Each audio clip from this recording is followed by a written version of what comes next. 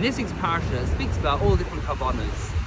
One of the karbanos, which didn't consist of any animal at all, was a carbon mincha. All it had was flour, oil and incense. The idea of this carbon was that for the poor people who couldn't afford to bring an animal, they should be able to bring a cheap alternative, the carbon mincha. When the Prophet describes this carbon mincha, it uses the word the nefesh.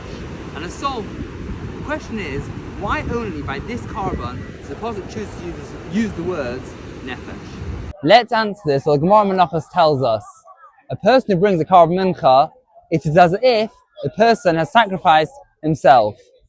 We can understand this by a poor person. If he's giving out his flour, he was going to have this to eat for his supper, but he decided to give it over to Hashem. He's literally sacrificing from himself, giving up his own food to give it to Hashem as a carbon.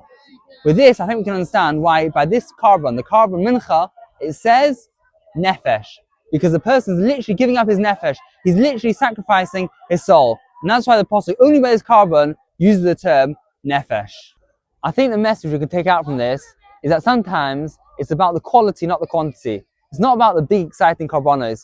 Even the simple flour which a poor person gives, since it was given with so much heart, it was given with such mysterious nefesh, that's why it's got such great value in the eyes of Hashem. I think the same is maybe for our days mincha. Mincha is in the middle of the day, in the middle of the work day.